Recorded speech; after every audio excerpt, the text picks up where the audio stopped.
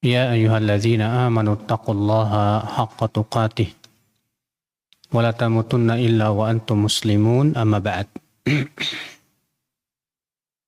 Saudaraku seiman, kita melanjutkan kajian Mukhtasar Minhajil Qasidin.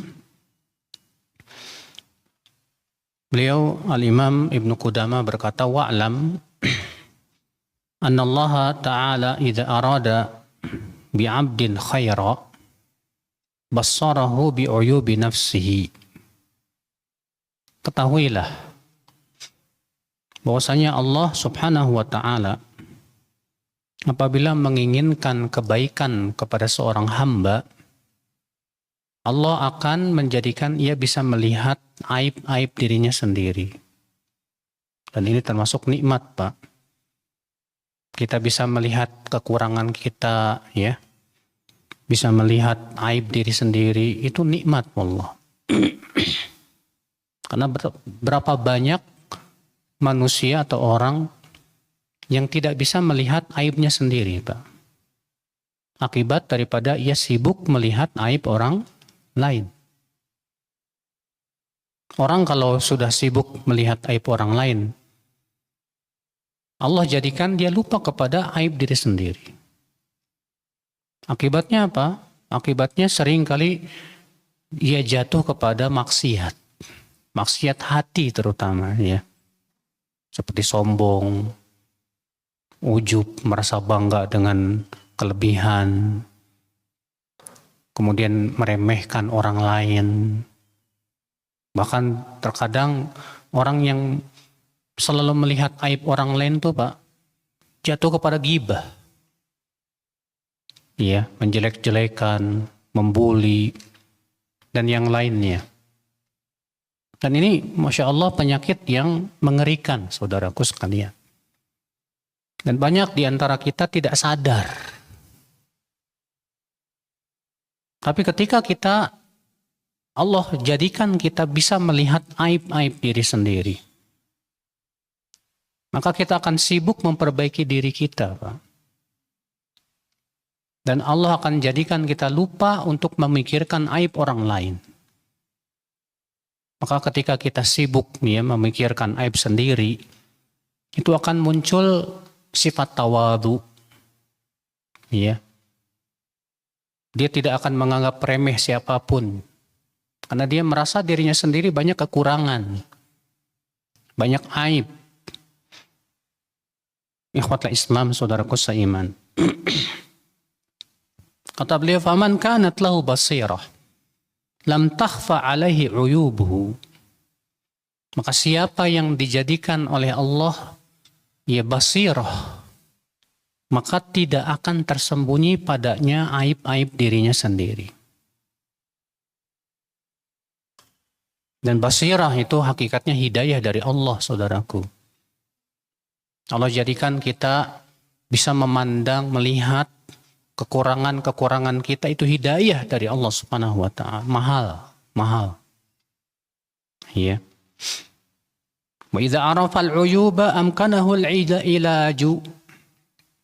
Kalau ia bisa mengetahui aib-aib diri sendiri, maka dia pun akan mungkin untuk bisa mengobati aib tersebut. Bagaimana kita akan mengobati penyakit, Pak? Kalau kita nggak tahu, kita akan mengobati penyakit. Tapi kita nggak tahu penyakitnya apa. Atau ngambil obat saja makan, salah obat. Bukan penyakitnya yang sembuh. Malah timbul penyakit yang lain. Kalau kita ingin menyembuhkan penyakit, kita harus tahu dulu dong penyakitnya apa. Setelah kita tahu penyakitnya apa, baru kemudian kita cari obat yang paling cocok dan sesuai. Iya. Walakinna aktsaran nas jahiluna bi uyubihim, kata beliau. Akan tetapi sayang, kebanyakan manusia jahil, bodoh, tidak tahu tentang aib diri sendiri. Karena setan ya akan berusaha ya menghias-hiaskan kepada dirinya tentang kebaikan-kebaikannya, Pak. Sehingga setan itu menjadikan kita ingat kepada kebaikan kita aja. Saya sudah beramal soleh, saya sudah menuntut ilmu, saya sudah banyak melakukan kebaikan, apalagi yang kurang gitu kan. Akhirnya kita lupa untuk memikirkan bahwa kita sendiri banyak kekurangannya sebetulnya.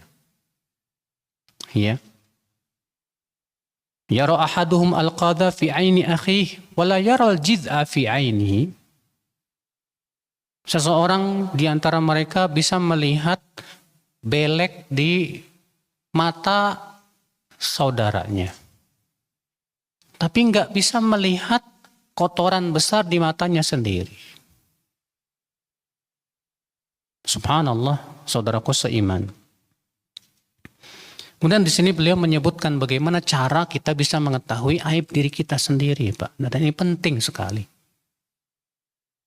Faman arada al-wuqufa ala aibi nafsih. Maka siapa yang ingin mengetahui tentang aib dirinya sendiri, falahu fi dzalika arba'u turuqin. Maka ada 4 cara kata beliau untuk mengetahui aib dirinya sendiri. Apa cara tersebut? At-tariqatul ula, cara yang pertama untuk mengetahui aib diri sendiri.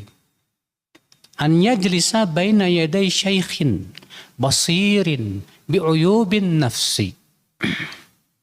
Duduklah kamu di hadapan seorang syaikh yang sangat paham ya tentang aib-aib jiwa. Ya. Yu'arrifuhu uyuba nafsih wa turuqa ilajiha. Di mana sang syekh dia yang akan memperkenalkan kepada kamu apa aib-aib kamu. Kemudian sang syekh itu akan memberitahu apa obatnya buat kamu. Seorang alim, Pak, dengan keilmuannya dia paham. Ya. Aib-aib itu apa saja? Apa aibnya dia paham. Apa obatnya dia paham. Sama halnya dengan dokter. Kalau dokter kan ya dia ya untuk badan. Tapi alim ulama itu untuk penyakit hati, Pak. Antum kalau lagi pilek, flu dan yang lainnya sakit datang ke dokter. Dokter akan bertanya, apa yang dirasakan, Pak? Ini, Pak, pilek, ini. Oh, setelah dilihat penyakitnya, oh paham dokter ini. Oh, penyakit kamu ini. Maka sang dokter bikin terus resep. Ini obatnya buat kamu.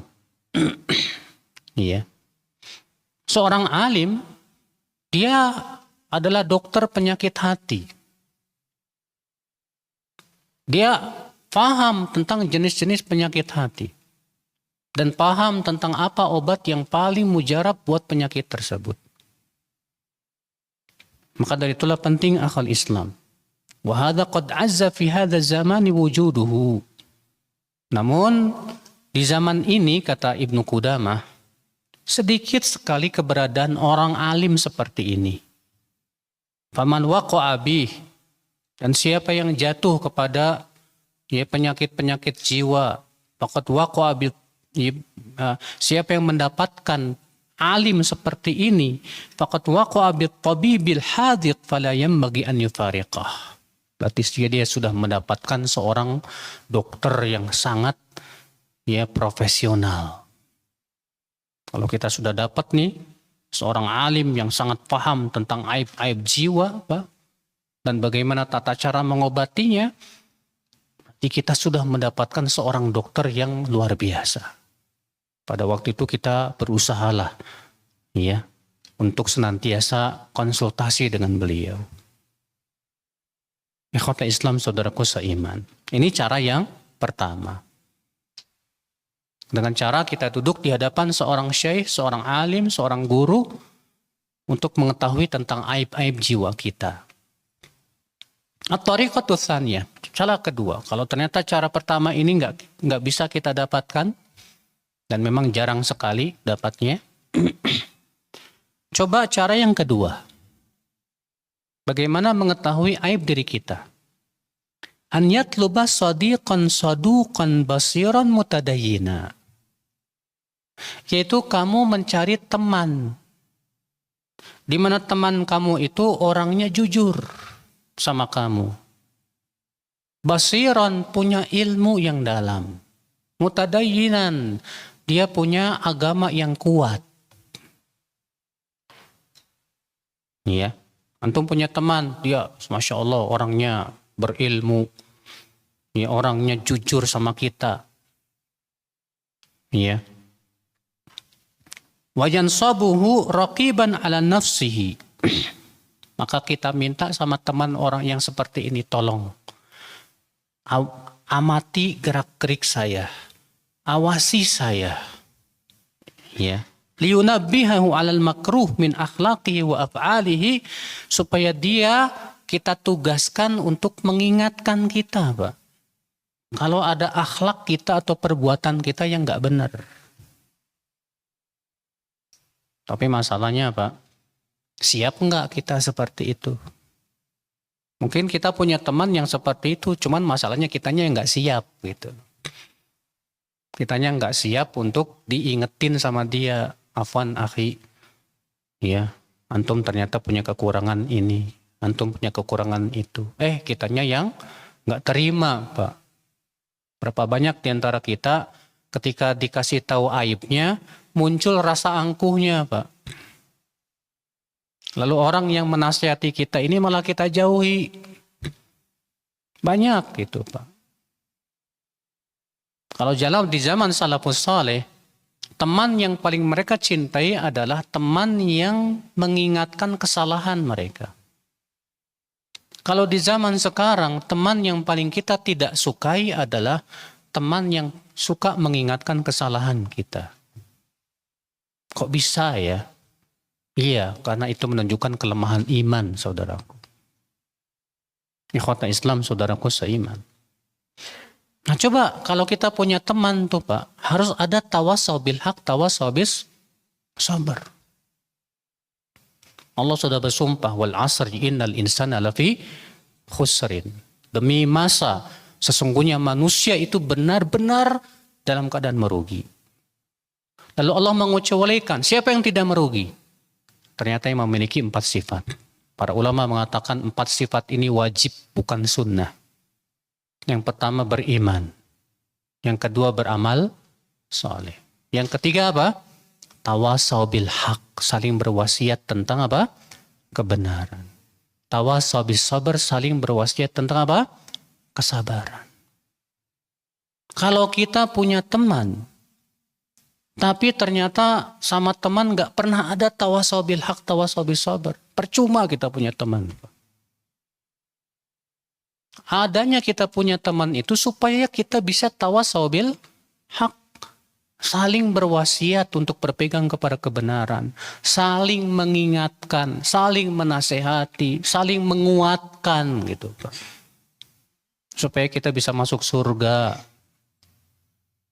Emang selama ini kita berteman tujuannya apa sih, Mas? Kalau ternyata kita berteman tujuannya hanya sebatas kepentingan duniawiyah saja, wallahi, Pak. Kalau kita berteman hanya karena sebatas kepentingan duniawiyah, itu teman akan menjadi musuh kita pada hari kiamat. Allah yang mengabarkan demikian. Allah berfirman apa? Al-akhillau yawma idzin ba'duhum li ba'din adu illal muttaqun. Orang-orang yang saling berkasih sayang karena dunia, pada hari kiamat nanti akan menjadi bermusuhan satu sama lainnya, kecuali orang yang bertakwa saja. Iya. Coba antum bilang ke teman, antum teman ana yang ana cintai karena Allah. Kalau antum dapatkan ana ada kekurangan, tolong, saya minta tolong dengan sangat sama kamu. Ingatkan saya. Beritahu aib saya apa, teman. Cuman terkadang kan kita sungkan, Pak. Mau ngasih tahu teman kita aibnya apa, kekurangannya apa, sungkan.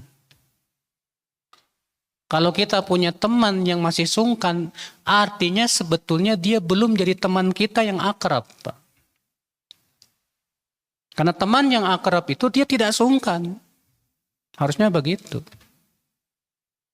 Nah, saudara seiman, ya, maka jadikan teman kita sebagai alat untuk mengetahui aib diri sendiri. Waqad kana Amirul Mukminin Umar ibn Khattab yaqul rahimallahu imra'an ahda ilaina uyubana. Ini dia Amirul Mukminin Umar bin Khattab. Manusia terbaik setelah Abu Bakar radhiyallahu anhu. Beliau mengatakan apa? Semoga Allah merahmati orang yang mengingatkan kesalahan-kesalahan kami. Subhanallah. Dan ini tanda ketawaduan.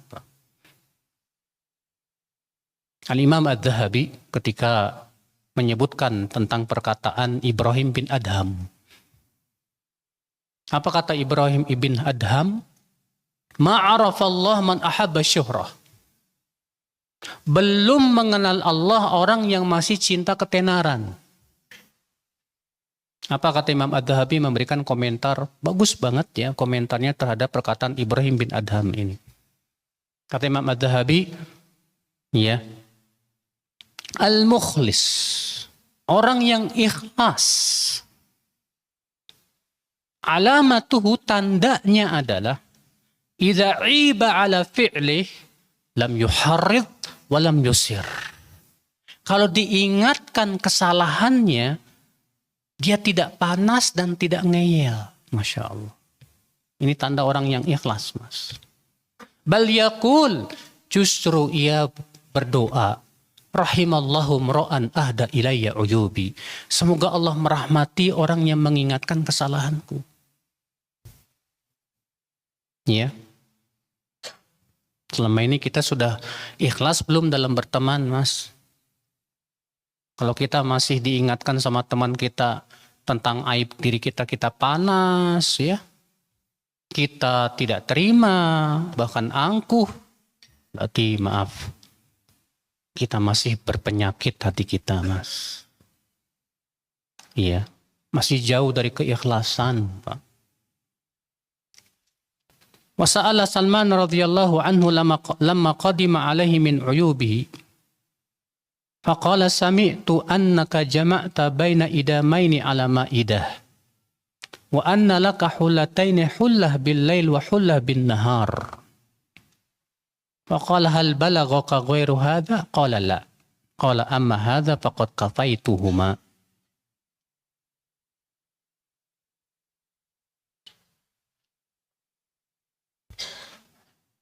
Salman Al-Farisi, ya, ketika datang orang yang memberitahu aib-aib dirinya, maka orang itu berkata, aku mendengar kamu itu suka mengumpulkan dua lauk pauk dalam satu meja makan. Dan kamu punya dua perhiasan di waktu malam dan perhiasan di waktu siang.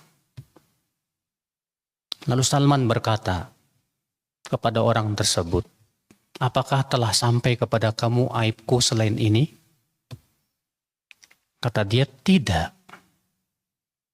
Maka Salman berkata, amma hadza faqad kafaituhuma. Adapun ini aku telah mencukupi keduanya. Iya. Artinya orang ini sudah mencukupi aku untuk mengetahui apa? Aib-aibku. Iya. Wa kana Umar radhiyallahu anhu yas'alu Hudzaifah, hal ana minal munafiqin? Ini dia Umar bin Khattab. Umar selalu bertanya kepada Hudzaifah Ibnul Yaman, ya. Apa kata Umar, hai Hudzaifah? Apakah aku ini termasuk orang munafik? Karena kan Hudzaifah bin Yaman itu sahabat, satu-satunya sahabat, ya, yang diberitahu oleh Rasulullah nama-nama orang munafik. Makanya beliau disebut oleh para ulama sahibus sirri Rasulillah. Beliau satu-satunya sahabat yang memegang rahasia Rasulullah Sallallahu Alaihi Wasallam. Nah, Umar takut dirinya munafik. Umar bertanya kepada Hudzaifah, hai Hudzaifah, ada enggak di antara nama-nama itu namaku, hai Hudzaifah? Iya. Masya Allah. Sampai Umar takut kalau beliau masuk dalam rombongan orang-orang munafik. Sementara kita nggak ada rasa takutnya, Mas. Kita sholat terlambat terus aja, tenang-tenang aja, Pak. Kita malas-malasan pergi ke masjid, tenang-tenang aja. Padahal malas-malasan pergi ke masjid termasuk sifat munafik tidak, Pak? Termasuk sifat munafik. Kita merasa tenang dari penyakit kemunafikan, subhanallah. Nasallallahu salamata wal afiyah. Iya. Kata Ibnu Qudamah, wa hadza li anna kulla man 'alat martabatu fil yaqdhah zada ittihamuhu li nafsihi. Dan ini menunjukkan semakin keimanan seseorang itu tinggi, semakin ia menuduh dirinya sendiri. Takut kalau dirinya itu terkena penyakit munafik. Jadi orang tuh semakin tinggi keimanannya, Pak, semakin waspadanya luar biasa, Pak. Tapi semakin rendah imannya, Pak, waspadanya juga semakin rendah biasanya. Rasa takutnya pun juga rendah. Ila annahu azza fi hadha zaman wujudu sadiqin ala hadhis sifah. Namun sekali lagi kata beliau, di zaman ini teman yang mau mengingatkan aib-aib kita sendiri juga jarang. Iya. Jarang di zaman sekarang punya teman yang seperti itu, yang mau jujur sama kita, yang mau mengingatkan aib-aib kita. Li'annahu qalla fil asdiqa man yatrukul mudahana fayukhbiru bil aib aw yatrukul hasad fala yazidu ala qadril wajib. Karena jarang sekali teman-teman itu ya yang meninggalkan mudahana. Kebanyakan teman-teman itu bermudahana. Mudahana itu gini, Pak. Ya. Di depan kita kelihatan ya bagus, di belakang wallahu alam gitu, Pak. Iya. Ikhwatul Islam, saudaraku seiman rahimani wa rahimakumullah jami'an. Maka waqad kana salaf yuhibbuna man yunabbihuhum ala uyubihim. Salaf terdahulu mereka mencintai teman-teman mereka yang suka mengingatkan kesalahan mereka. Wa nahnu al-an fil ghalib abghadun nasi ilaina man yu'arrifuna ya'uyubana. Sedangkan kita di zaman sekarang kebanyakan orang yang paling kita tidak sukai itu yang suka mengingatkan kesalahan kita. Allahul musta'an. Wa hadha dalilun ala dha'fil iman. Dan ini tanda bahwa iman kita lemah, Pak. Ya. Fa innal akhlaqas sayyi'ata kal aqarib. Karena akhlak yang buruk itu seperti apa permisalannya kata beliau? Perumpamaannya seperti kalajengking. Antum tahu kalajengking? Iya. Walau anna munabbihan nabbahana ala anna tahta thawbi ahadina aqraban lataqallatna lahu minna washtaghalna biqatliha. Wal akhlaqur radi'ah a'dhamu dararan minal aqrab ala ma la yakhfa. Kalau ada orang yang mengingatkan bahwa di bawah baju kita ada kalajengking, tentu kita akan berterima kasih sama dia, Pak. Tentu kita akan berusaha membunuh kalajengking, jangan sampai itu ya mencaplok kita atau menggigit kita. Sedangkan akhlak yang buruk kata beliau lebih besar mudaratnya daripada kalajengking. Seharusnya kita lebih berterima kasih kepada orang yang mengingatkan apa? Tentang akhlak buruk kita ini, Pak. Akhi, maaf.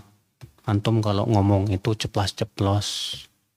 Suka ya nyakitin hati. Wah, diingetin gitu langsung gak terima, Pak. Padahal itu subhanallah, Pak. Nasihat dari orang yang ikhlas. Dia ingin menyelamatkan kita dari api neraka. Teman kita terkadang memberitahu kita aib itu bukan karena dia tidak suka kepada kita, bukan. Tapi dia sayang sama kita. Namun kita yang tidak sayang kepada diri sendiri, akhwal Islam. Iya. Ini cara yang kedua untuk mengetahui aib jiwa kita. Apa itu? Itu minta bantuan teman kita yang ikhlas, yang soleh, kalau punya, ya. Kalau cara yang kedua nggak punya juga bisa juga. Coba cara yang ketiga. At-tariqatu tsalisah. An yastafida ma'rifata uyubi nafsih min alsinati a'daihi. Yaitu mengambil faidah dari musuh-musuh kita. Antum kalau ada orang yang memusuhi kita, Pak, hendaknya musuh itu kita jadikan faidah buat kita. Untuk mengetahui aib diri sendiri. Karena yang namanya musuh, Pak, dia akan mencari-cari aib, Pak. Ya tidak? Iya. Orang yang mencintai kita, mungkin dia tidak bisa melihat aib kita. Karena mata cinta itu mengubur keburukan. Tapi orang yang benci kepada kita dan memusuhi kita, dia akan bisa melihat aib-aib kita, Pak. Karena mata benci itu akan membongkar aib. Antum kalau lagi cinta sama teman, Pak, sebanyak apapun aib dia, antum akan kubur. Ya tidak? Iya. Kenapa? Karena masalahnya antum sedang cinta sama dia. Tapi kalau antum sedang benci sama dia, Pak, sekecil apapun aib antum bisa lihat dia. Banyak di antara kita bisa menyembunyikan aib temannya saat dia cinta kepada temannya. Tapi ketika dia bermusuhan dengan temannya, aib itu kita bongkar. Nah, saat itu kita gunakan, Pak, kesempatan. Kalau ada orang yang memusuhi kita, ada orang yang membenci kita, gunakan kesempatan untuk mengetahui aib diri kita sendiri. Cuman masalahnya, siapa di antara kita yang mau menerima? Kalau antum dibongkar aib antum sama musuh antum, kira-kira antum terima nggak? Ana dan antum mungkin keadaannya sama, Pak. Kalau orang yang memusuhi kita, membongkar aib kita, panas, Pak, panas. Kurang ngajar. Akhirnya kemudian apa-apa, kita ingin balas dendam. Kita akan cari-cari aib dia. Lalu kita bongkar lagi. Akhirnya kita sama-sama punya dosa. Bahkan kita suka bergumam begini, saya bisa membalas dengan yang lebih kejam. Akhirnya kita bongkar aib-aibnya melebihi dia membongkar aib kita. Akhirnya dosa kita lebih banyak dari dia. Padahal Rasulullah SAW sabda apa? Wa ini mru'un syatamaka wa ayyaraka bi amrin ya'lamu fika fala tu'ayyirhu bi amrin ta'lamu fih wa da'wa baluhu alaih. Kalau ada orang yang menjelek-jelekan kamu dengan aib yang dia tahu ada pada diri kamu, jangan membalas dengan cara kamu menjelek-jelekan dia dengan aib yang kamu tahu ada pada diri dia. Jangan, kata Rasulullah. Biarkan dia yang membawa dosanya, biarkan. Masya Allah, ya akhwal Islam, tapi ini nggak mudah masalahnya, Pak. Berat, Pak, berat. Sebab manusia itu kalau lagi baper, ya, lagi panas itu hatinya, selalu ingin balas dendam masalahnya, Pak. Di situ beratnya, di situ.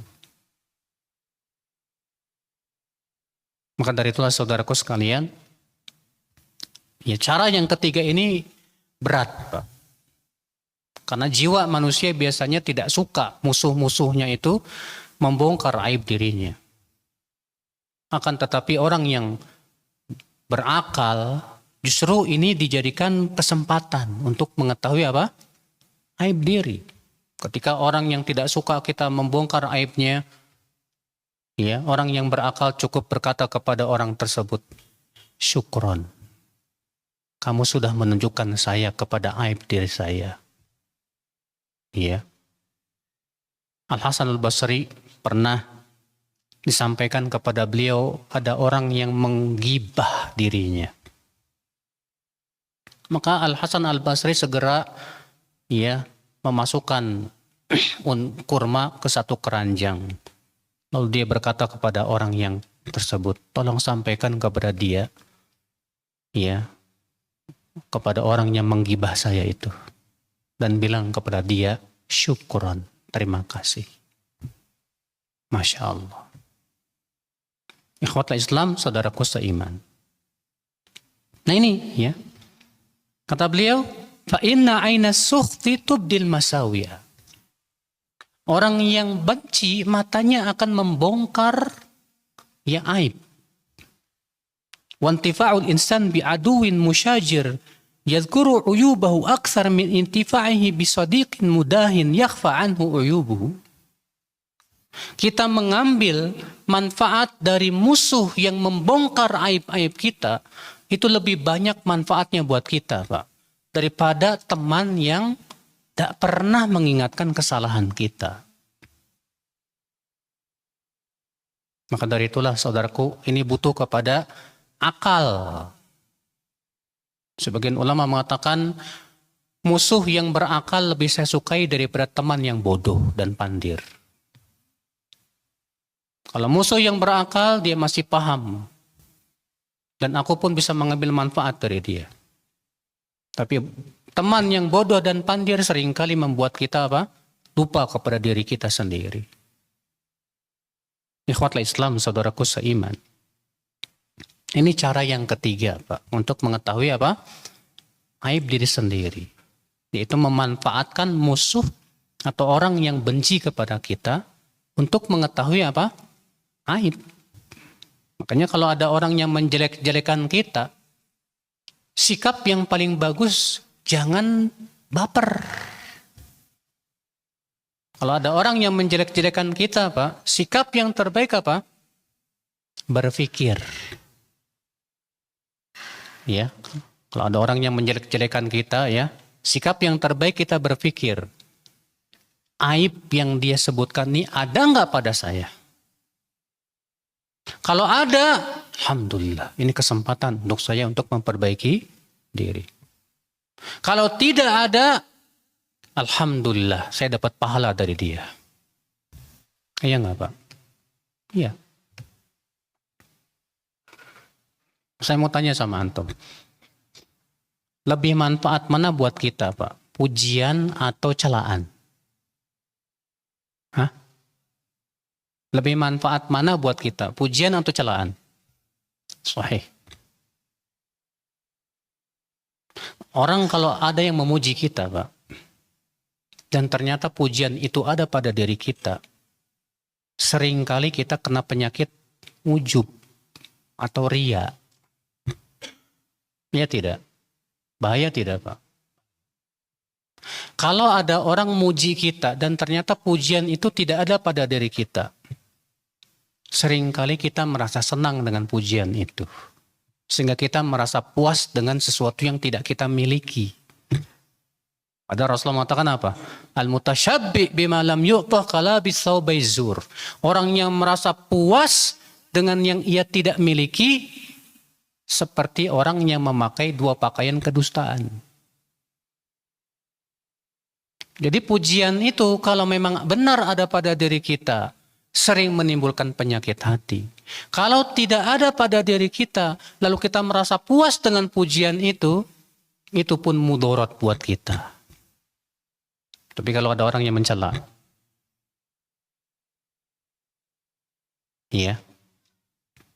saya mau bertanya, kalau ada orang yang mencela kita, apakah celaan itu mudarat buat kita, Pak? Mudarat kapan? Kalau kita baper. Kalau kita baper. Tapi kalau kita nggak baper, manfaat, Pak, celaan itu. Kalau celaan itu memang ada pada diri kita, ini kesempatan untuk memperbaiki diri kita. Kalau celaan itu tidak ada pada diri kita, kita dapat pahala dari dia. Ya. Di dua keadaan tersebut kita untung. Iya tidak? Makanya salaf terdahulu lebih senang celaan daripada pujian. Sementara kita karena bodohnya kita lebih senang pujian daripada apa? Celaan. Salaf terdahulu kalau dipuji takut dia. Langsung hatinya takut. Takut keikhlasannya hilang gitu Pak. Takut dia.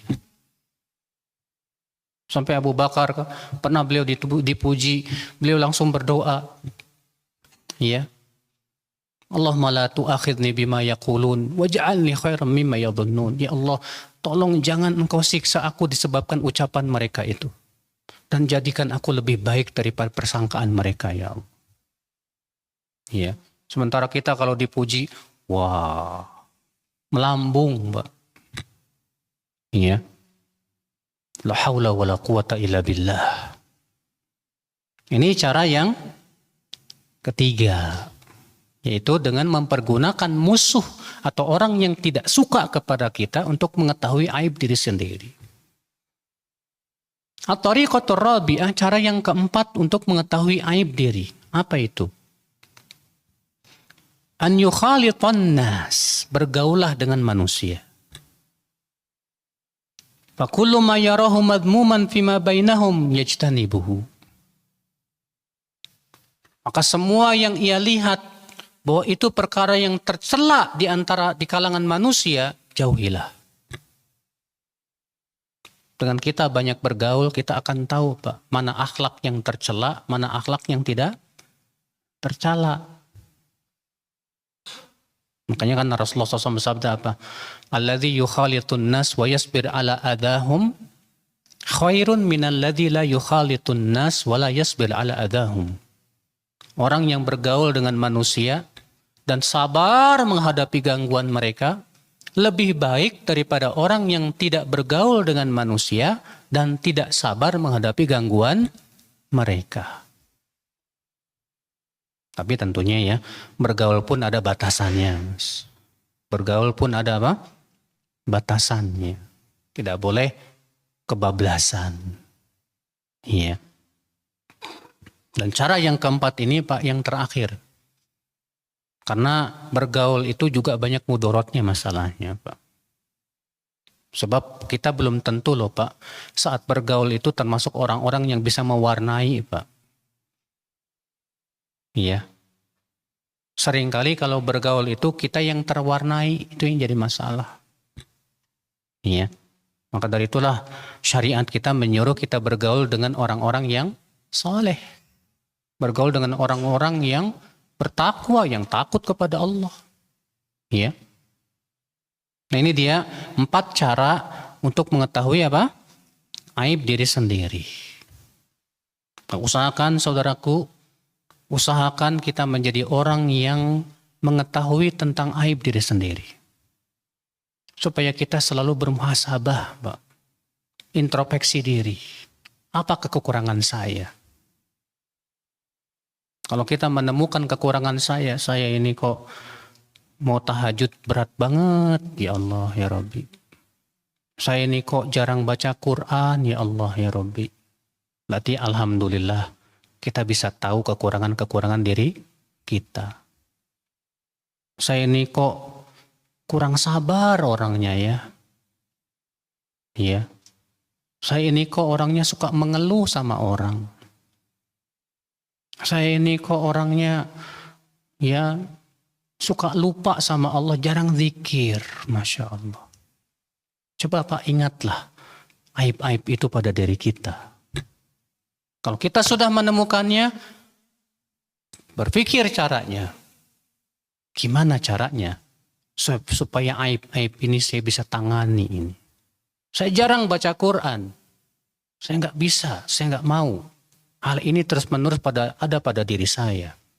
Gimana saya supaya bisa baca Quran? Wah, saya harus bisa ini. Yang musibah itu kalau kita tahu aib diri sendiri, tapi kita cuek gitu Pak. Tahu kita jarang baca Quran, tapi kita cuek aja. Tahu kalau kita jarang zikir, Tapi kita cuek aja, Pak. Tahu kalau kita kalau sholat itu nggak pernah khusyuk, nggak bisa khusyuk. Dan itu penyakit. Tapi cuek, nggak mau cari obat. Ini musibah, wallahi ya akhal Islam.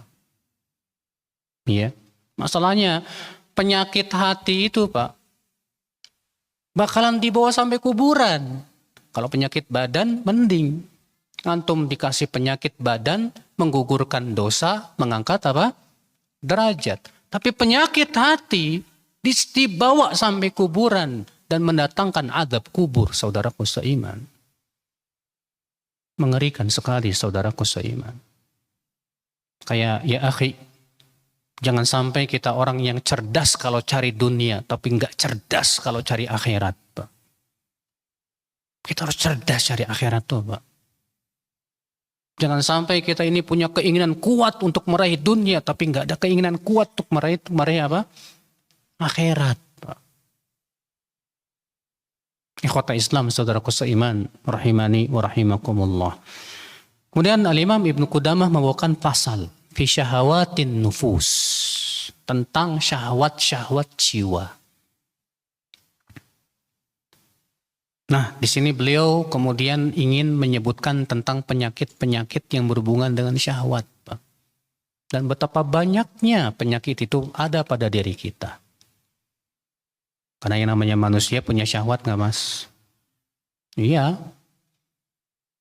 Ya, syahwat terhadap makanan, syahwat terhadap harta, syahwat terhadap wanita, syahwat terhadap pujian, syahwat terhadap kedudukan. Punya enggak? Punya. Iya. Kata beliau, waqad dzakarna anna syahawatin nufus lam tudha illa li faidah. Kita sudah menyebutkan sebelum ini bahwa Allah memberikan kepada jiwa kita syahwat karena adanya faidah. Kenapa kita diberikan oleh Allah syahwat? Karena ada faidahnya. Antum syahwat terhadap lawan jenis supaya kita mau menikah. Dengan menikah punya anak, punya keturunan. Antum punya syahwat terhadap harta supaya kita cari duit untuk melangsungkan kehidupan. Antum ada syahwat terhadap kedudukan supaya manusia ada yang menjadi pemimpin, ada yang jadi rakyat. Dengan cara seperti itu menjadi seimbanglah kehidupan. Tapi masalahnya syahwat pun ada mudorotnya. Iya. Idz laula syahwatul mat'am ma hasalat tanawulul ghidha. Sebab kalau kita tidak punya syahwat makan, kata beliau, kita tidak akan mau makan, Pak. Akhirnya kurus, kering, mati. Walaula syahwatul jima lan qata'an nasal. Kalau bukan karena syahwat pengen bersetubuh, kita tidak punya keturunan, Pak. Wa inamal madmum fudulus syahawat wa tughyanuha. Yang tercela itu adalah fudulus syahawat, syahwat yang berlebihan. Wa tughyanuha, dan yang tersesat syahwatnya, saudaraku sekalian. Iya. Makanya syahwat ini penting, Pak, untuk di-manage. Antum jangan cuma pinter manajemen keuangan, Pak. Harus bisa pinter juga manajemen syahwat, Pak. Masalahnya manusia punya syahwat, semua kita punya syahwat, ya tidak? Nah kalau kita nggak bisa memanage syahwat sendiri, bahaya, Mas. Ya, makanya kita bakalan jadi kayak binatang ternak. Binatang ternak mana bisa memanage syahwatnya sendiri. Iya. Samata qaumun lam yafhamu hadzal qadar. Dan banyak kaum yang tidak faham masalah ini, kata beliau. Masalah memanage syahwat. Fa akhadhu yatrukuna kulla ma tashtahihi an-nafs. Wa hadha dhulmun laha bi isqatiha haqqiha. Sebagian kaum ada yang meninggalkan semua syahwat. Maka ini sebetulnya zalim.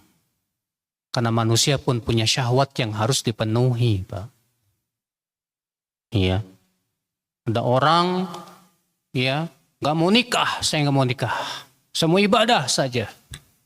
Kita katakan ini zolim terhadap diri sendiri. Kenapa? Karena Allah ciptakan manusia punya syahwat untuk menikah. Dalam rangka meneruskan apa? Keturunan. Makanya Rasulullah SAW mengingkari ya. Orang yang mengatakan saya gak mau nikah, saya mau ibadah. Kata Rasulullah apa? Siapa yang tidak menyukai sunnahku, ya bukan golonganku. Iya. Wahada dzulmun, ini kezoliman, kata beliau. Kenapa? Karena dia sudah menghalangi hak jiwanya sendiri. Fa innalaha haqqan. Karena jiwa kita pun punya hak. Nabi bersabda, inna li nafsika alaika haqqan. Jiwamu punya hak yang harus dipenuhi. Hak jiwa Bapak, dipenuhi istirahatnya. Istirahatnya harus cukup supaya sehat jiwa kita. Ya. Hak jiwa apa Pak? Dipenuhi gizinya. Supaya kita bisa hidup enak, sehat. Dengan sehat kita bisa ibadah juga enak. Ya. Dipenuhi syahwatnya. Supaya tenang pikiran kita. Antum kalau syahwatnya nggak tersalurkan, Pak, pusing antum. Baca Quran nggak bisa khusyuk. Ngelihat ba kayak bibir, ngelihat ain kayak telinga. Ya, akhirnya nggak bisa khusyuk baca Quran gara-gara syahwatnya tidak tersalurkan. Tapi kalau syahwatnya disalurkan, tenang pikiran, Pak. Ya. Hatta inna qailan minhum yaqul li kadza wa kadza sana ashtahi kadza fala atanawaluhu wa hadha inhirafun anil hil wa khilafu sunnati Rasulillah sallallahu alaihi wasallam. Sampai di antara mereka yang meninggalkan syahwat itu ada yang bangga. Dia mengatakan saya sudah setahun ya sudah meninggalkan syahwat. Kata beliau, ini jelas menyimpang dari sesuatu yang dihalalkan oleh Allah. Bahkan menyelisih sunnah Rasulullah sallallahu alaihi wasallam. Rasulullah SAW makan tidak Pak? Makan. Tapi beliau tidak berlebih-lebihan. Seperti firman Allah, wa kulu washrabu wa la tusrifu. Makan dan minumlah, tapi ingat jangan berlebih-lebihan. Iya. Ikhwata Islam, saudaraku seiman. Fala yultafatu ila zahidin qalla ilmuhu. Maka jangan kita menengok kepada orang-orang zuhud seperti ini yang sedikit ilmunya ini, Pak. Dia zuhudnya salah. Dia menganggap zuhud itu meninggalkan dunia sama sekali. Makanan enak ditinggalin. Ya. Syahwat jima nggak punya istri, nggak mau punya istri. Dianggap orang yang nikah itu katanya cinta dunia. Ini zuhud apaan ini Pak? Rasulullah SAW nikah. Rasulullah bahkan istrinya berapa? 11. Karena memang Rasulullah diberikan oleh Allah kekuatan syahwat 30 orang laki-laki. Iya. Rasulullah SAW tidur, beliau pun juga sholat malam. Tetap dipenuhi haknya. Maka kalau orang zuhud dengan cara meninggalkan dunia sama sekali, ini zuhud, orang zuhud yang jahil ini, Pak. Yang jahil, yang bodoh terhadap sunnah Rasulullah sallallahu alaihi wasallam. Faharrama nafsahu haddaha minal mushtaha 'alal itlaq. Diharamkan atas dirinya syahwat secara mutlak. Fa innahu ila dzulmi aqrab minhu ila al-'adl. Justru ini lebih mendekati kezoliman, Pak, daripada sikap adil. Ya. Wa innama yatrukul mushtaha idza sa'ubat at-tariq ilaih. Mislu alla yahsul illa biwajhin makruh. Orang yang meninggalkan syahwat itu biasanya kalau memang sulit untuk mendapatkannya. Ya. Atau kalau dia mengkonsumsinya menyebabkan dia apa? Rusak keinginannya, rusak badannya. Kayak antum yang kena diabetes. Orang diabetes biasanya apa? Pengennya selalu makan yang manis-manis, ya nggak Pak? Tapi dia harus tinggalkan demi untuk kesehatannya. Dia tinggalkan bukan karena itu sesuatu yang sifatnya zuhud, bukan, tapi memang harus ditinggalkan untuk demi maslahat dirinya. Maka kalau kita tinggalkan karena khawatir sesuatu yang syahwat ini menyebabkan kita jatuh kepada kemungkaran, gak masalah. Iya. Ikhwata Islam, saudaraku seiman. Kemudian beliau berkata, bayan alamat husnil khuluq.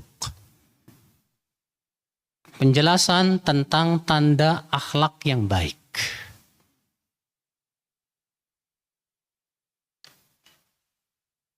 Rubbama jahadal muridu nafsahu hatta tarakal fawahish wal ma'asi. Thumma dhanna annahu qad hadzaba khuluqahu wastaghna 'anil mujahadah wa laysa kadzalik. Terkadang seseorang berhasil menjihadi dirinya sehingga dia mampu meninggalkan perbuatan fahisyah dan maksiat. Lalu ia menyangka bahwa akhlaknya sudah bagus. Lalu ia pun meninggalkan mujahadah. Kata beliau, ini salah. Artinya Pak, kalau kita sudah bermujahadah dan kita berhasil, jangan pernah merasa aman. Jangan pernah merasa, saya udah cukup ini. Jangan. Karena setan tidak pernah tidur masalahnya, Pak. Terkadang setan memberikan kesempatan kita untuk sampai kepada derajat meninggalkan maksiat. Tujuannya apa? Supaya setan menjatuhkan kita kepada kelalaian, ujub, kesombongan, sehingga jatuh kepada maksiat yang lebih besar. Waspada, Pak. Makanya Allah Subhanahu wa taala menyuruh kita untuk waspada. Allah berfirman, "Atii'ullah wa atii'ur rasul wahdharu." Taati Allah, taati Rasul, dan waspadalah. Tuh lihat. Ketika kita disuruh menaati Allah dan Rasulnya, Allah mengatakan waspada. Artinya kalau kita sudah mampu untuk menaati Allah dan Rasulnya, jangan tertipu, waspada. Jangan sampai kemudian kita tidak bisa istiqomah, Pak. Karena setan tidak akan membiarkan seorang hamba istiqomah, gak bakal dibiarkan.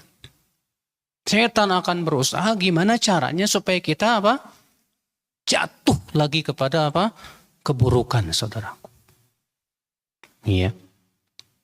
Kata beliau, fa inna husnal khuluq wa majmu' sifatil mu'minin. Karena hakikat sifat-sifat akhlak yang baik itu adalah kumpulan sifat-sifat kaum mukminin yang baik.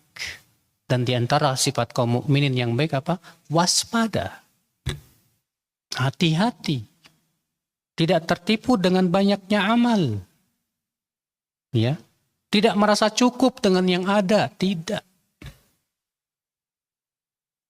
Waqad wasafahumullahu ta'ala, Allah telah mensifati kaum mukminin dalam ayat surat Al-Anfal ayat 2, 3, 4. Allah berfirman, innamal mu'minuna alladzina idza dzukirallahu wajilat qulubuhum wa idza tuliyat ayatuhu zadatuhum imana wa ala rabbihim yatawakkalun alladzina yuqimuna as-salata wa mimma razaqnahum yunfiqun ulaika humul mu'minuna haqqan. Masya Allah. Sesungguhnya orang yang beriman itu siapa? Itu orang-orang yang apabila disebut nama Allah, takut hati mereka. Kalau kita mendengar nama Allah, hati kita takut nggak? Kalau belum ada rasa takut, berarti kita belum masuk dalam sifat ini, subhanallah. Dan apabila dibacakan ayat-ayat Allah, bertambahlah keimanannya. Masya Allah. Kita kalau dibacakan ayat-ayat Allah, bertambah nggak keimanannya, Pak? Atau malah bertambah penyakit kemunafikan ini, Pak? Orang munafik itu ya, kalau dibacakan ayat-ayat Allah itu malah bertambah penyakit kemunafikannya. Allah berfirman, wa idza ma unzilat suratun faminhum man yaqulu ayyukum zadatu hadhihi imana fa ammal ladzina amanu fazadatum imana wa hum yastabshirun wa ammal ladzina fi qulubihim maradun fazadatum rijsan ila rijsihim wa matu wa hum kafirun. Apabila diturunkan satu surat dari Al-Qur'an, berkatalah orang-orang yang ada di hatinya penyakit itu, siapa sih yang bertambah keimanannya dengan turunnya ayat Al-Quran? Maka Allah mengatakan, adapun orang yang beriman, dengan diturunkannya surat Al-Quran, bertambahlah keimanan mereka dan mereka bergembira. Adapun orang-orang yang ada di hatinya penyakit, dengan diturunkannya surat Al-Quran, malah bertambah penyakit mereka di samping penyakit yang ada. Hati-hati mas. Jangan sampai Al-Quran malah menambah penyakit apa? Kemunafikan di hati kita. Dibacakan Quran malah panas. Dibacakan Al-Quran, ya bukanlah bertambah keimanannya. Malah bergumam, beratlah Al-Quran. Ini nggak boleh, itu haram, ini haram. Saking kita ngikutin syahwat. Ya akhal Islam, hati-hati saudaraku. Wa ala rabbihim yatawakkalun. Kemudian sifat kaum mukmin apa lagi? Dan mereka bertawakal hanya kepada Allah Subhanahu wa taala. Lihat. Seorang mukmin itu tawakalnya kepada Allah, bukan kepada kemampuan dirinya, Pak. Sehebat apapun kita sudah bertakwa, jangan sampai kita tawakal kepada kemampuan diri kita sendiri. Salah. Tawakal kepada Allah. Kita terkadang merasa sudah tinggi derajatnya, saya mampu baca Quran sehari, ya 2 juz. Lalu kita lupa untuk tawakal kepada Allah. Akhirnya Allah jadikan kita tidak mampu, Pak. Itu seringkali seperti itu, Mas. Iya. Lalu Allah berfirman, alladzina yuqimuna shalah, yaitu orang-orang yang senantiasa mendirikan salat dan menginfakkan sebagian rezeki yang kami berikan kepada mereka. Merekalah orang-orang yang beriman. Ya, kaum mukminin yang hakiki, yang sesungguhnya. Nah, sekarang pertanyaannya sudah sampai belum derajat ini? Kalau disebut nama Allah hati kita takut. Kalau dibacakan ayat-ayat Allah bertambah iman kita. Masya Allah. Iya. Atau malah sebaliknya. Kalau ngedengar nyanyian bertambah iman kita. Lah kok? Masa bertambah keimanan dengan nyanyian, Mas? Kalau dengan Al-Quran nggak bertambah keimanannya, gimana coba? Seperti sebagian orang pemuda yang asyik dengan nasyid. Kalau ngedengar nasyid itu, wah saya kok bisa semangat ya. Tapi kalau dengar Al-Quran nggak ada sama sekali. La haula wala quwata illa billah. Hati-hati Pak, kalau sudah seperti itu. Itu artinya kita sudah tertipu, Pak. Iya. Allah juga berfirman tentang sifat orang beriman dalam surat At-Taubah ayat 112. At-taibun al-abidun al-hamidun as-saihun ar-raki'un as-sajidun al-amirun bil ma'ruf wan-nahuna 'anil munkar wal-hafizuna li hududillah wa basyiril mu'minin. Orang-orang yang senantiasa taubat, yang senantiasa beribadah, yang senantiasa memuji Allah, yang senantiasa sujud, yang beramar ma'ruf nahi mungkar, yang selalu menjaga batasan-batasan Allah. maka berikan kabar gembira untuk orang-orang yang beriman itu. Subhanallah. Sifat yang pertama dalam ayat ini, Pak, at-taibun, yang selalu bertaubat. Nabi kita yang mulia, Pak, sudah dijamin masuk surga, tapi beliau seharinya 100 kali taubat. Karena memang sifat orang yang beriman itu suka taubat. Selalu taubat, minta ampun kepada Allah. Iya. Al-abidun, yang selalu beribadah kepada Allah, yang merasakan kenikmatan saat beribadah kepada Allah. Iya. Dia merasakan manisnya iman. Ketika ia bermunajat kepada Allah, ia merasakan nikmat berdua-duaan dengan Allah. Masya Allah. Iya. Ibadah bagi dia sesuatu yang lebih manis. Dia cinta kehidupan dunia karena adanya ibadah. Bukan karena pemandangannya yang indah. Bukan karena gunung-gunungnya yang bagus. Mu'adz bin Jabal berkata, Allahumma inni lam akun uhibbul baqa'a fid dunya li jarlil anhar wala li gharsil ashjar wa innama uhibbul baqa' fid dunya li muqabalatil lail bil ibadah. Ya Allah, aku cinta dunia, aku cinta hidup di dunia bukan karena sungai-sungainya yang mengalir, bukan karena pepohonannya yang indah. Akan tetapi aku suka hidup di dunia karena ibadah karena kepada Engkau, ya Allah. Aku suka hidup di dunia, ya Allah, karena aku suka duduk di majlis para ulama. Masya Allah. Mu'adz bin Jabal, dia suka hidup di dunia itu karena itu rupanya, Pak. Sementara kita hidup di dunia suka karena apa? Karena dunia yang gemerlap. Keindahan pemandangannya. La haula wa la quwata illa billah. Ikhwatul Islam, saudaraku seiman. Makanya sebagian salafus soleh berkata apa? Kalau bukan karena berkumpul dengan teman-teman yang soleh dan sholat malam, aku nggak suka hidup di dunia. Artinya aku suka hidup di dunia ini karena aku punya teman-teman yang soleh. Aku bisa ibadah di waktu malam.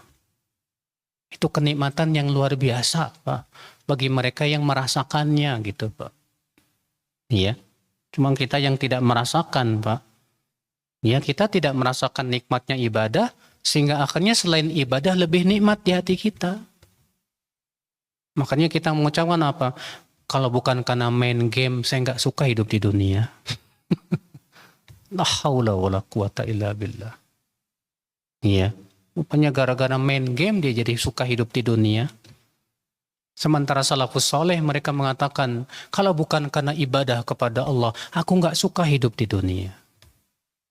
Sangat jauh perbedaan kita dengan mereka, ya. Iya. Nah, saudaraku seiman, rahimani wa rahimakumullahu jami'an. Alhamidun. Sifat selanjutnya yang suka memuji Allah. Baik ditimpa kesenangan maupun ditimpa kesusahan, dia puji Allah. Rasulullah SAW kalau ditimpa kesenangan, beliau mengatakan apa?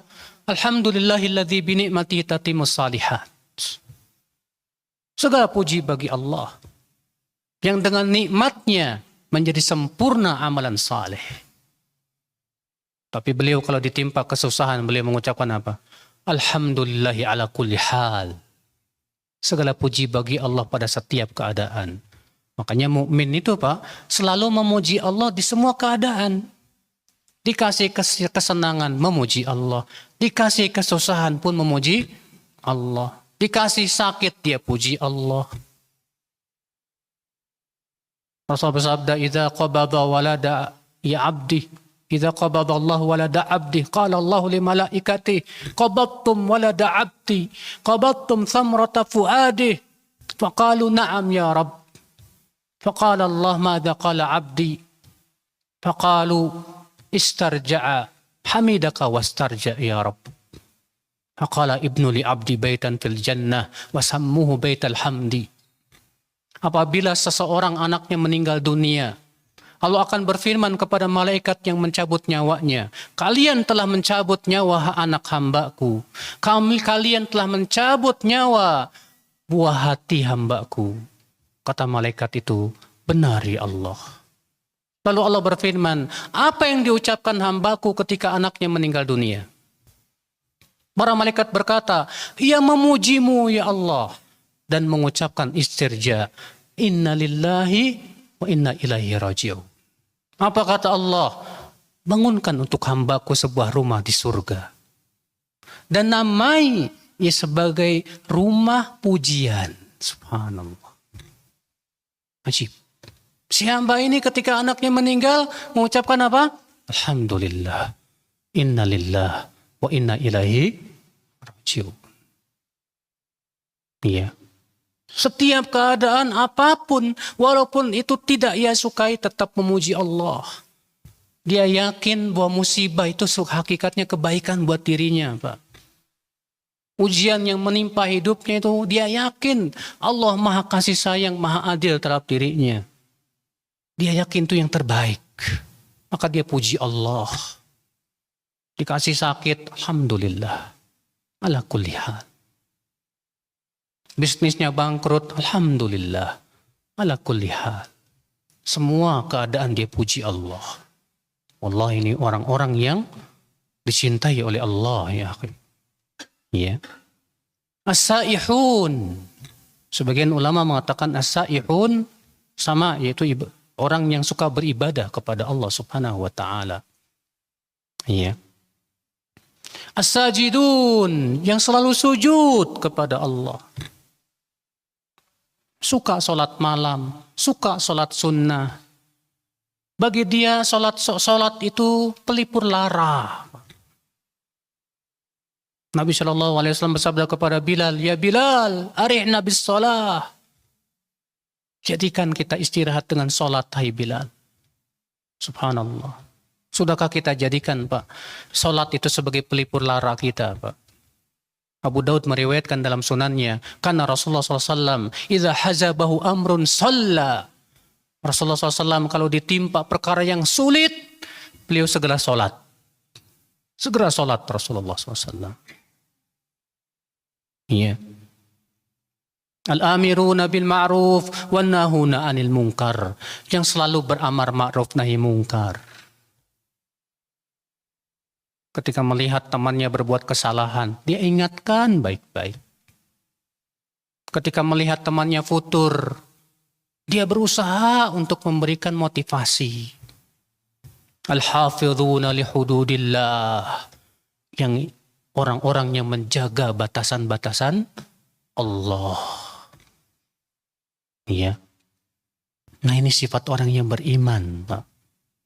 Ada enggak sifat-sifat ini pada diri kita, Pak? Ana dan antum dalam hal ini sama, Pak. Iya. Berusaha untuk memiliki sifat-sifat yang indah ini, yang luar biasa seperti ini. Iya, akhlak yang Masya Allah. Ikhwatul Islam, saudaraku seiman. Allah juga berfirman ya dalam Al-Quran menyifati tentang ya sifat-sifat orang yang beriman. Saudaraku seiman, rahimani wa rahimakumullah jami'an.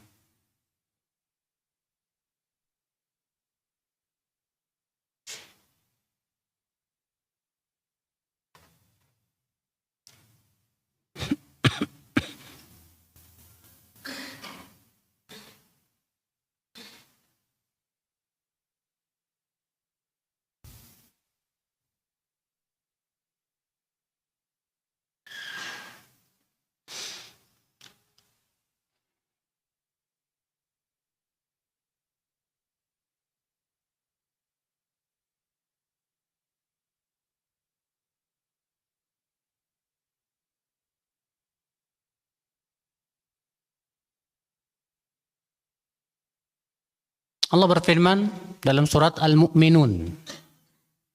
Qad aflahal mu'minun. Sungguh telah beruntung orang yang beriman. Siapa dia? Allah sebutkan sifat yang pertama, Pak. Alladzina hum fi salatihim khashi'un.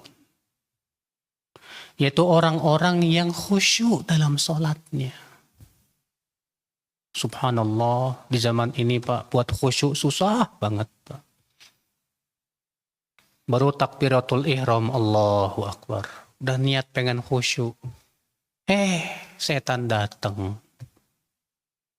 Ngingetin ke kantor, ngingetin ke pasar, ngingetin ke hobi, ngingetin sana sini. Sampai kita lupa udah berapa rakaat. Masya Allah. Ternyata kita belum memiliki sifat ini, Pak. Alladzina hum fi salatihim khashi'un. Itu orang-orang yang khusyuk dalam salatnya. Gimana cara khusyuk coba, Pak? Kekhusyuan tidak mungkin tumbuh, Pak, kalau hati tidak membesarkan Allah. Makanya kata Ibnu Qayyim, kenapa salat itu dimulai dengan takbir? Allahu Akbar. Karena sebetulnya takbir itu kunci kekhusyuan. Kalau hati kita membesarkan Allah, dan di hati kita adalah yang terbesar Allah Rabbul Alamin, pasti khusyuk. Tapi kalau ada sesuatu lain yang lebih besar di hati kita dari Allah, pasti nggak bisa khusyuk. Makanya kalau kita tidak bisa khusyuk, itu ada masalah. Ada penyakit hati itu, Pak.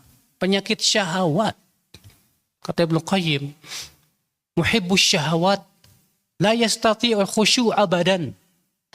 Pecinta syahwat tidak akan pernah bisa khusyuk selama-lamanya. Kenapa kita tidak bisa khusyuk? Karena selama ini kita sedang cinta syahwat, Pak. Sedang asyik dengan syahwat, Pak. Antum kalau lagi asyik dengan syahwat, susah Pak, khusyuknya susah. Karena hati yang dipenuhi dengan syahwat, hati yang kotor. Sehingga cahaya hidayah itu sulit sekali. Makanya kalau kita tidak bisa khusyuk, nangis Pak kita ini. Kenapa? Karena musibah kita besar ini. Wallah, musibah kita besar. Kalau kita dalam sholat tidak merasakan kenikmatan sholat, wallahi musibah besar itu Pak. Jangan anggap remeh itu Pak. Kalau kita pergi sholat malas-malasan, mendengar adzan kok berat banget nih kaki pergi ke masjid. Wallahi itu musibah besar wallah Pak. Lebih besar daripada apa? Musibah dunia Pak. Lebih besar daripada gempa bumi Pak. Karena gempa bumi kan yang digoncang tanah yang kita pijak. Ini yang digoncang keimanan kita kepada Allah Subhanahu wa Ta'ala. Dan banyak di antara kita tenang-tenang saja ketika imannya sudah mulai kolab. Allah musta'an. Ikhwatal Islam, saudaraku seiman. Alladzina hum fi salatihim khashi'un. Kita harus berjuang, Pak. Harus berjuang gimana caranya supaya kita bisa khusyuk dalam salat kita. Kemudian Allah mengatakan, walladzina hum 'anil laghwi mu'ridun.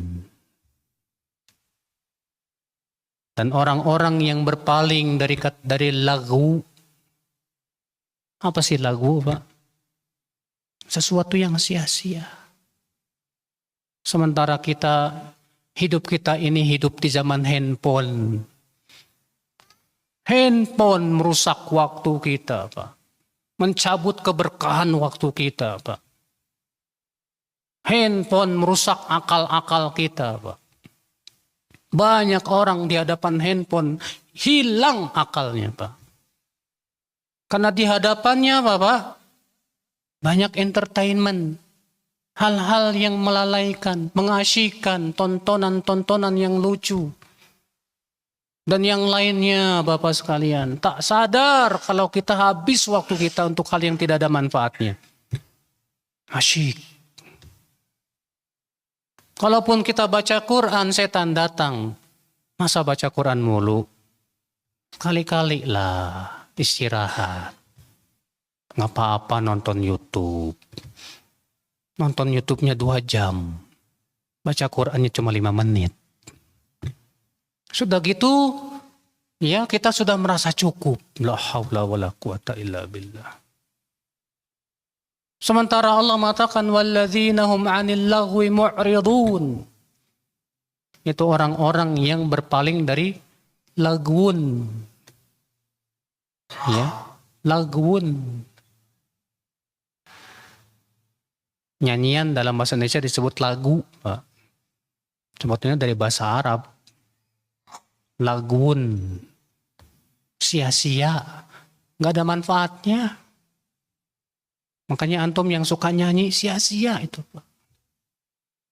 Mendingan antum suka baca Quran daripada suka apa? Nyanyian. Iya. Bahkan kata Ibnu Qayyim, man admana al-ghina sakula alaihil Quran. Siapa yang sudah kecanduan dengan nyanyian, dia pasti berat untuk baca Al-Quran. Ya. Allah akan jadikan telinganya berat mendengarkan Al-Quran. Main game, apa manfaatnya buat hidup antum? Antum yang sedang gila olahraga, senang main bola, habis waktu untuk nonton sepak bola. Padahal nonton sepak bola nggak menambah keimanan, nggak ada pahala. Kalaupun grup kesayangannya menang juga nggak dapat hadiah. Apa manfaatnya? Nggak ada manfaat sama sekali.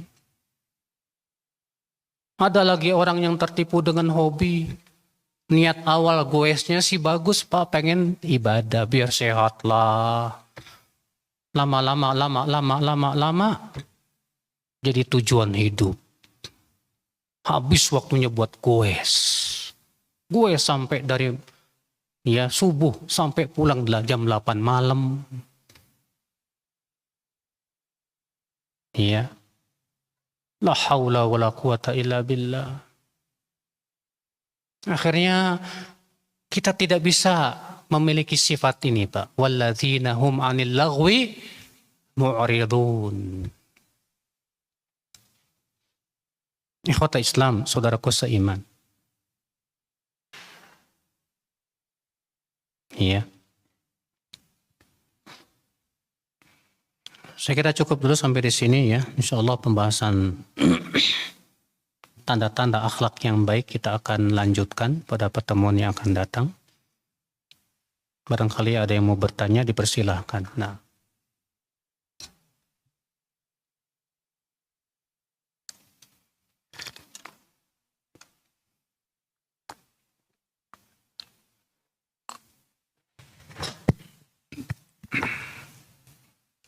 Bismillahirrahmanirrahim. Assalamualaikum warahmatullahi wabarakatuh. Assalamualaikum warahmatullahi wabarakatuh.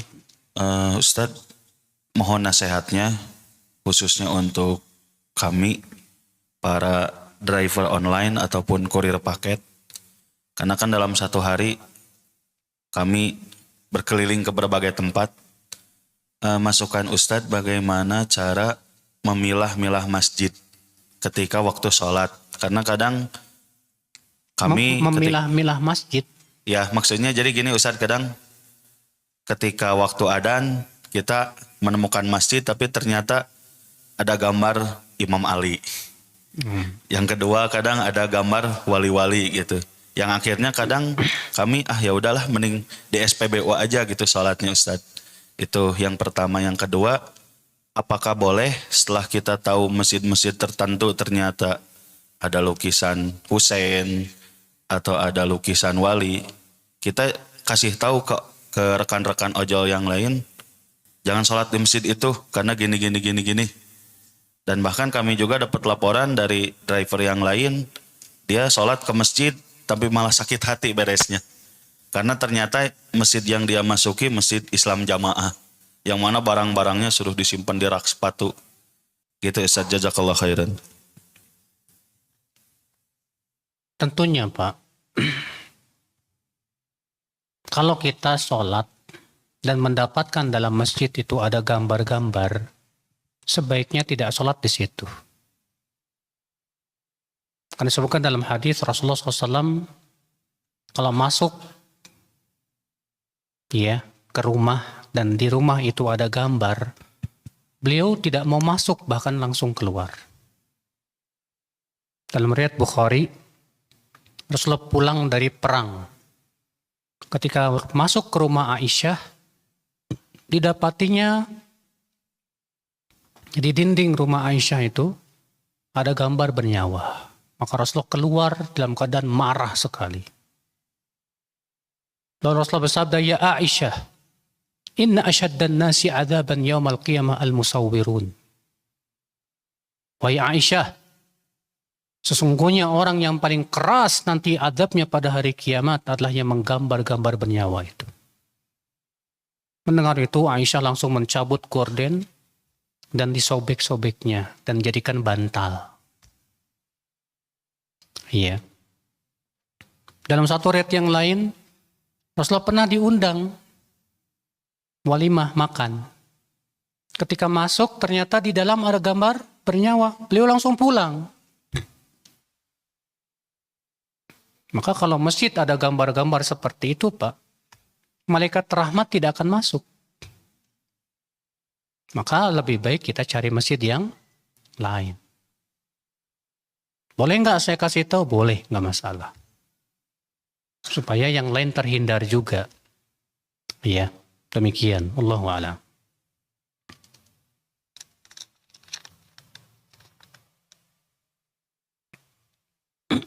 Ketika seseorang diviralkan aib-aibnya, apakah itu cara Allah menggugurkan dosa-dosanya? Betul.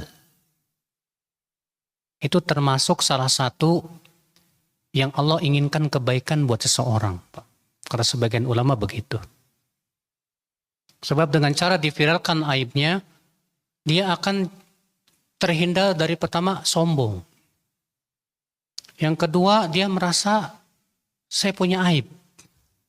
Allah perlihatkan kepada dirinya aib-aib tersebut.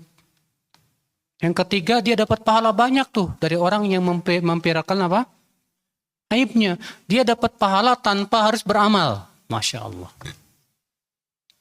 Makanya kalau ada orang yang memviralkan aib antum, wallahi itu kenikmatan buat antum sebetulnya, Pak.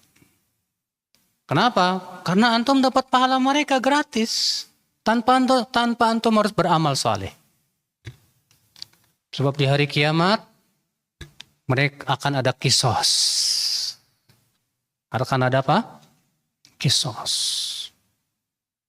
Mereka akan bayar dengan pahala-pahala kepada antum. Antum dapat pahala mereka. Alhamdulillah. Masya Allah. Makanya kalau antum dipiralkan aibnya, antum senyum-senyum aja. Sambil antum pun juga berusaha untuk memperbaiki diri. Dan ini kesempatan untuk kita bisa mengetahui aib-aib diri kita. Iya.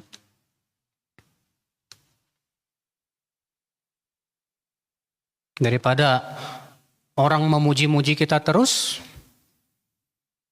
kalau ada ustadz, Pak, yang selalu dipuji-puji terus, kita khawatir itu ustadz kena ujub. Iya. Kalau antum selalu dipuji-puji di media sosial, khawatir antum. Hati-hati itu. Karena pujian sudah kita sebutkan tadi, mudaratnya lebih besar, Pak. Apakah hadis lihatlah ke bawah jangan lihat ke atas agar kita tidak meremehkan Allah masuk juga dalam masalah perkara agama? Tidak, itu khusus masalah dunia. Kalau masalah agama lihat kepada yang lebih hebat. Antum melihat ada orang yang bisa hafal Quran, antum gak hafal Quran. Lalu antum lihat kepada yang lebih bawah, salah antum. Mending saya lah daripada si Fulan nggak hafal Quran. Saya masih lumayan lah juz amma hafal. Akhirnya tidak ada peningkatan. Maka dalam masalah agama kita lihat kepada yang lebih. Tapi dalam masalah dunia lihat kepada yang lebih rendah. Supaya kita apa? Bersyukur. Ya.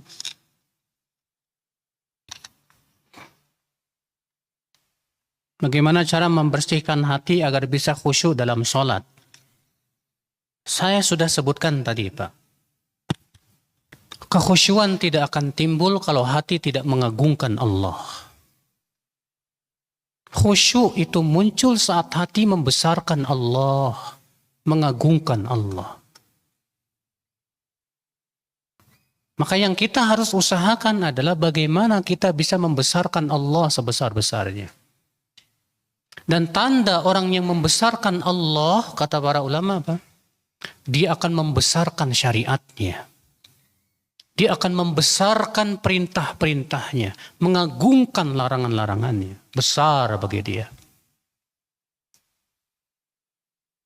Orang yang membesarkan Allah itu, Pak, ya, di mana di hatinya tidak ada yang lebih besar dari Allah, pasti khusyuk, Pak, pasti khusyuk. Maka dari itulah kenali Allah. Kenali Allah. Banyak beribadah kepada Allah, banyak berdoa kepada Allah, banyak bertaqarrub kepada Allah. Insya Allah dengan cara itu semakin mengagungkan Allah.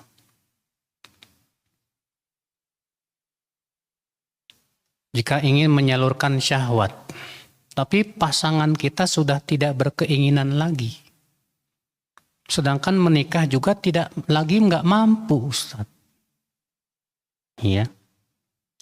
Saya mau tanya, pasangan kamu tidak punya keinginan. Oke lah, dia tidak punya keinginan. Tapi kan dia punya alat vital. Dia punya tubuh yang kamu bisa nikmati. Bilang kepada dia, kamu nggak apa-apa, nggak ada keinginan. Yang penting syahwat saya terpenuhi. Ya, daripada saya zina. Ya. Nah ini Pak. Dari itu, ya, tetap jadikan pasangan Bapak itu untuk menyalurkan apa?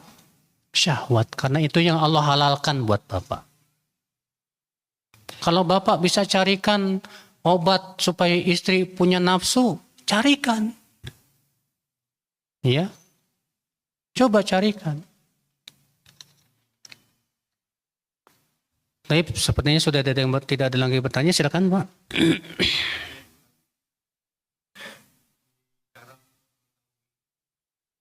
Bismillah. Cara untuk mengetahui aib diri sendiri, poin 2 itu adalah cari teman yang jujur kepada kita. Mungkin kalau bertanya kepada teman atau orang lain mungkin agak sungkan mengenai aib kita. Bagaimana saya mohon pendapat Ustadz dengan istri sendiri bagi yang sudah berumah tangga. Karena mengetahui hidup sehari-hari dari mulai fajar menyingsing sampai matahari tenggelam dan sampai akhir hayat. Terima kasih Ustadz. Itu sebaik-baik teman. Ya. Itu sebaik-baik teman, Pak. Dan istri biasanya jujur sama kita. Gunakan istri Bapak untuk mencari aib sendiri, Masya Allah. Bilang ke istri, istriku sayang, kamu kan sayang sama aku. Kamu sudah hidup bersamaku puluhan tahun. Tolong beritahu saya apa aib saya. Saya ingin perbaiki diri. Masya Allah. Ini kesempatan emas, Pak. Iya. Bapak masih punya istri? Masih, alhamdulillah. Karena mungkin ya dikatakan dari kalau teman dari poin kejujuran. Betul. Mungkin seorang istri itu lebih jujur Sahih. apa yang ada di diri kita sebagai suaminya dan kita juga tahu istri kita itu mungkin dari katakan dari ujung rambut sampai ujung kakinya. Betul. Demikian Ustaz. Masya Allah. Bagus betul Pak. Cuman Bapak harus siap-siap Pak. Ketika istri membongkar aib-aib Bapak harus siap. Iya. Supaya kita nggak baper. Menerima. Iya. Iya. Masih ada yang bertanya? Silakan.